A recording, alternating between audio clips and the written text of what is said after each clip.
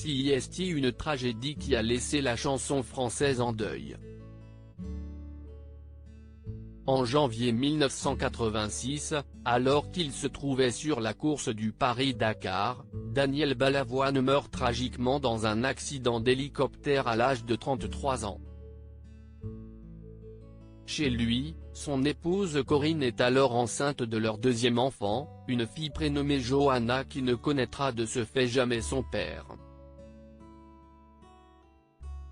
Pourtant, cela ne l'empêchera pas de suivre ses pas en embrassant elle aussi, et comme son frère Jérémy avant elle, une carrière dans la musique, devenant la chanteuse du groupe Gentle Republic. Et si elle est aujourd'hui apaisée et s'apprête à sortir une BD intitulée Les Lions Endormis, la fille de Daniel Balavoine s'est longtemps battue contre une addiction très forte aux drogues.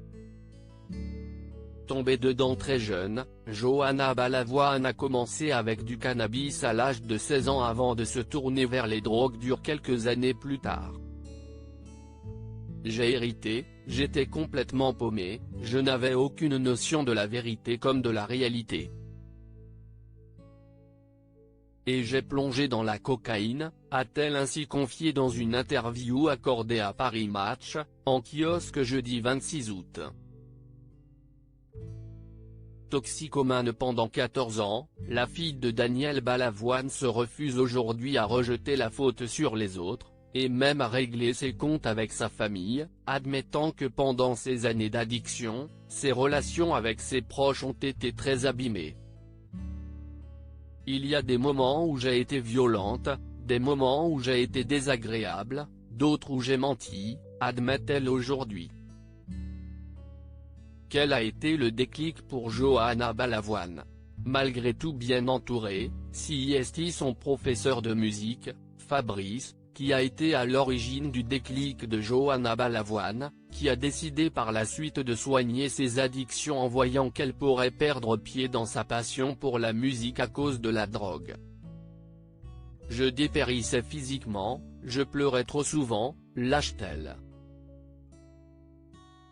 Alors que son enseignant lui avait dit qu'il arrivait au bout de ses limites et qu'il allait devoir arrêter de lui donner des cours, la fille de Daniel Balavoine s'est reprise en main. Ces mots m'ont bouleversé. Cette peur m'a poussé à consulter un médecin, explique-t-elle à Paris Match. Après 5 rendez-vous au centre Elsa, elle a finalement pris conscience de son problème et est ensuite entrée en cure à l'hôpital.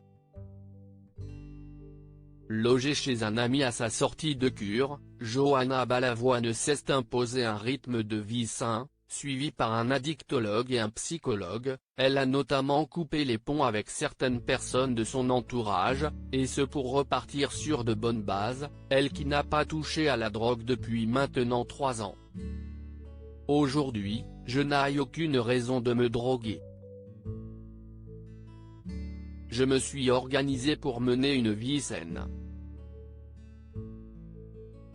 Je fais du sport, je m'occupe de mon jardin, mon potager, raconte-t-elle, plus prête que jamais à se lancer dans la musique.